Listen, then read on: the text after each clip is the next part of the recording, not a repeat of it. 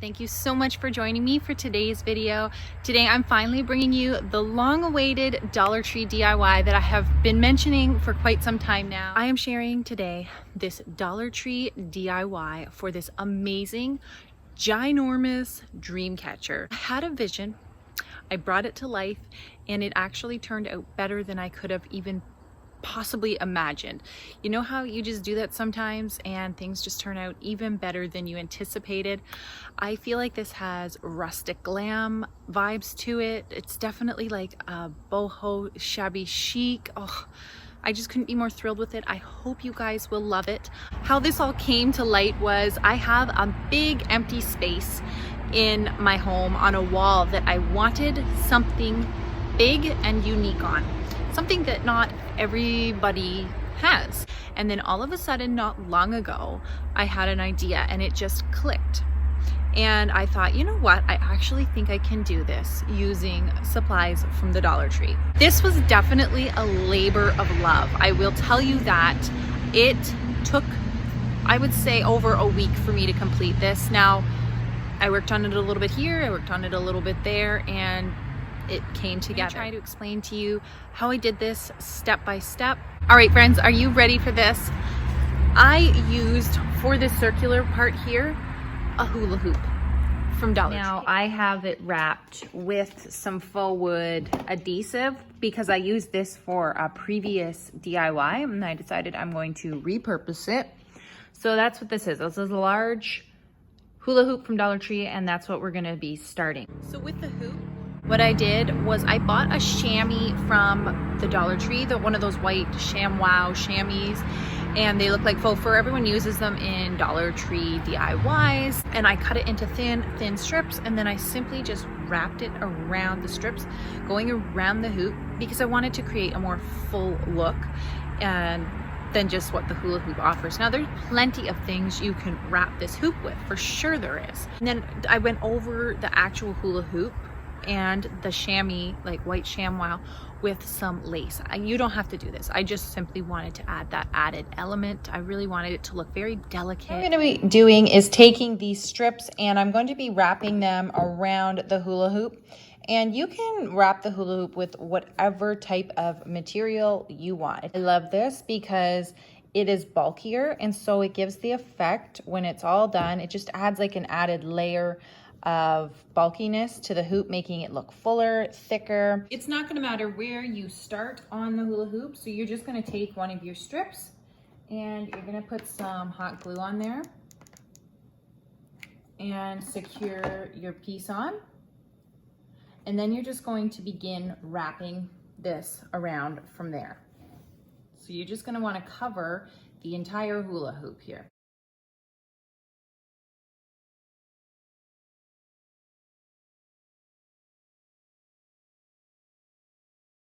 So there is the hoop now that it's been wrapped. So what I'm gonna do now, and you definitely don't have to do this step, this is optional, but I want to. I'm going to take this roll of lace trim that I have, and I'm just going to wrap it around. And this is, you're not gonna really see it, but it's going to give such a nice finish.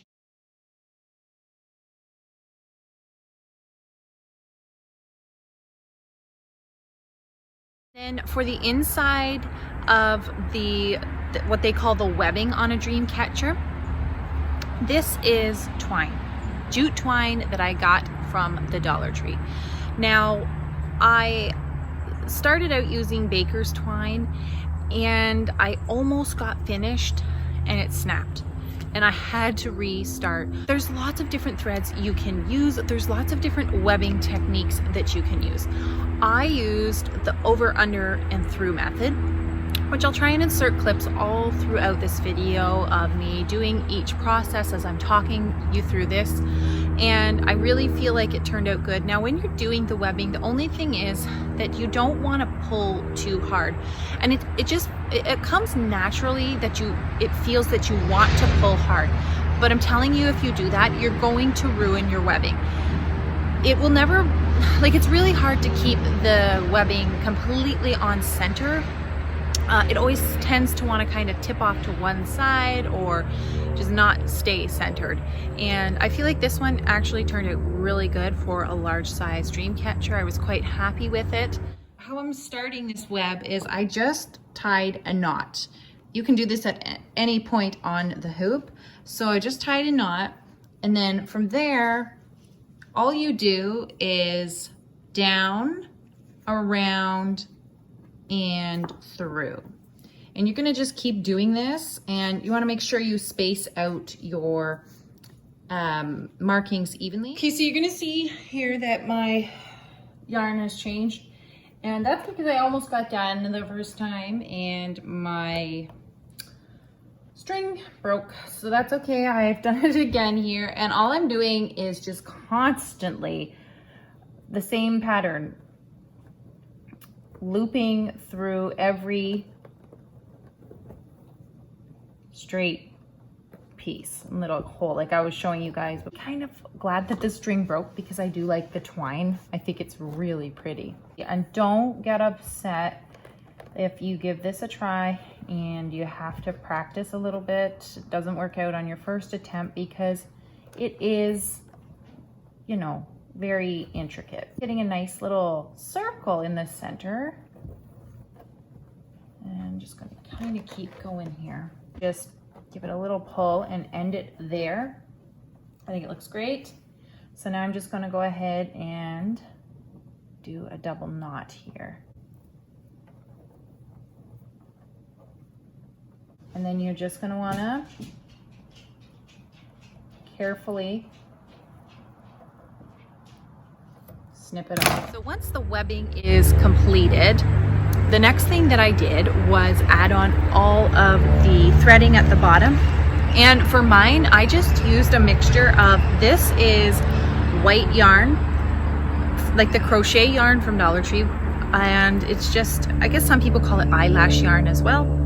And all throughout it, I wanted different textures and elements. So I used some lace trim, a couple different types of lace trim, some crochet lace. So I want them to be really long because this is a very large dream catcher.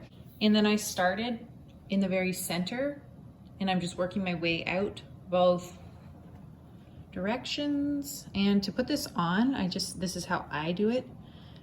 I just simply wrap it around like this so that my middle is here on my finger, and then I take the two ends and just kind of pull them through. The final step was to embellish it, and you can do this any way that you want. I used little gems here, just like the border trim that you get from Dollar Tree. Dollarama here in Canada has them. I'm sure other dollar stores have them as well, but that is how I went ahead and did mine. And I just put them on at every single point of the web, and I really love how this turned out. I think that it was just the right amount. Really, really unique thing about my dream catcher here is that the feathers. All of these feathers are real bird feathers. Now, obviously they didn't come from the Dollar Tree, but I did incorporate some that did come from the Dollar Tree. So these white feathers and then these little brown feathers, they did, Dollarama also sells them here as well. So all of these feathers are feathers that came from the birds around my house. I feed birds, I love birds, they're very special to me. Each of these feathers hold a very special meaning and symbolism. Some are from my blue jays, some are from the crows that have been coming here for 4 years, almost 5 years now. And we get wild turkeys that come through, and one winter we had 23 turkeys that came every single day from October until June, and they left behind a lot of feathers. So I was able to get turkey quills, I was able to get some of their beautiful under feathers. It was just amazing. I even have a big falcon feather here. There's a couple falcon feathers on here. It's the crow feathers. So this one is very premium with all the bird feathers on it.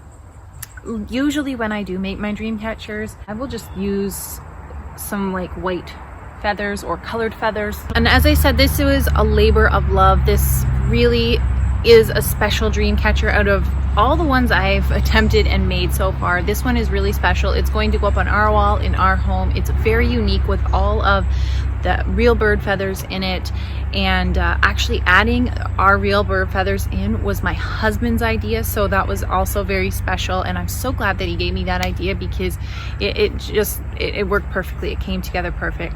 I'm quite proud of this. I hope that you guys love it as well. Please leave me your comments down below and let me know what you think of it, and if you do go ahead and attempt to make a dream catcher on any scale using these items that I mentioned here today from Dollar Tree. All right, friends, I'm going to end it here. I hope you enjoyed today's Dollar Tree DIY. Thank you for watching and hanging out with me for a little bit. I appreciate it very much. I appreciate your time. I know how busy everyone is. If you're new, I'd love for you to subscribe and come back and join my amazing YouTube family here, sending you all good vibes and positivity. Until my next one, I will see you then.